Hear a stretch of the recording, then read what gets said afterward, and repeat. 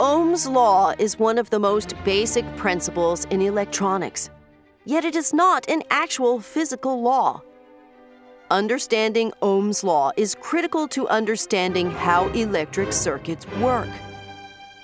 Understanding why it is not an actual physical law is critical to understanding the basic principles of logic and the nature of physical laws. Suppose we have a battery and a device which we call a resistor. The battery will create a voltage, causing charged particles to flow around the loop. On the other hand, the resistor tries to prevent the charged particles from flowing.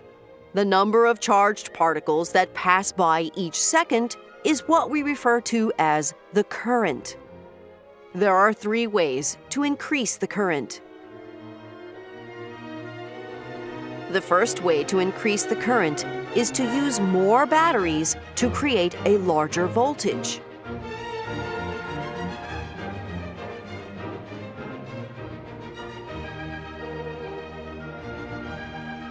The second way to increase the current is to use a resistor with a smaller resistance.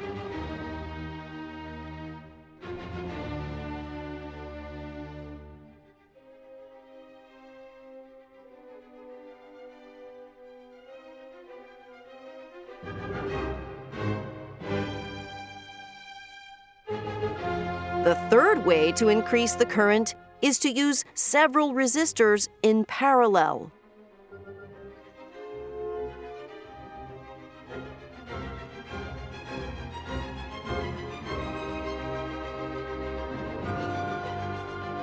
Having several resistors in parallel is the same as having one resistor with a much smaller resistance.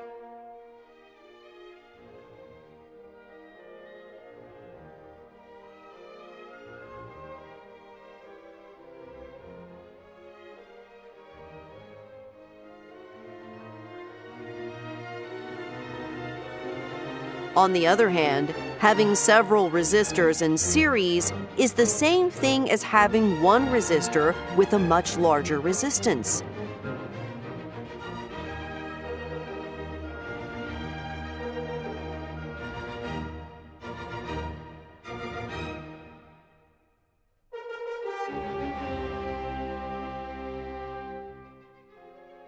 Let us create a precise mathematical definition for the word resistance.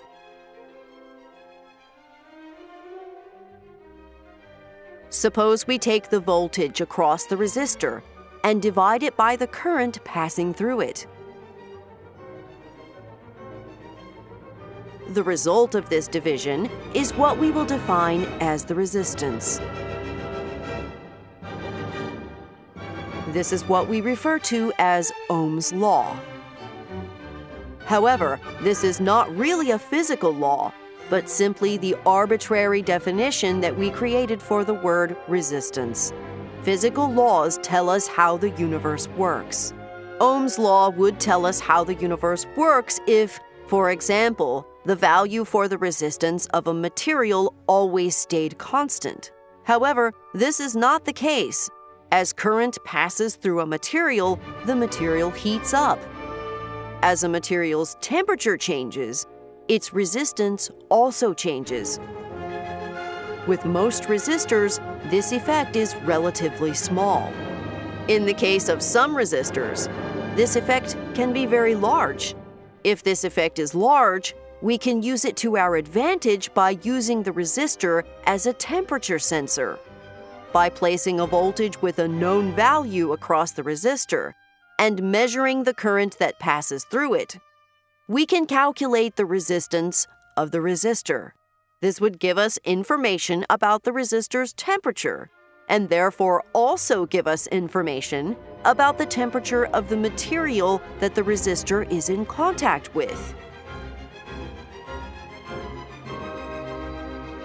Temperature is just one of the many factors that can cause the resistance of a material to change.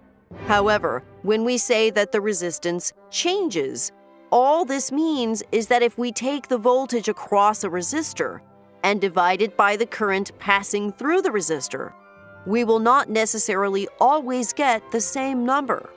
The fact that the number that we get at any given time is always equal to the resistance of the material is simply due to the fact that this is how we defined the word resistance in the first place. There are many examples in logic where a statement is always true simply because of the way in which we created our definitions for the words. And the statement doesn't actually tell us anything about the external world around us. This is one of the logical fallacies we need to watch out for, both with regards to science and also with regards to life in general.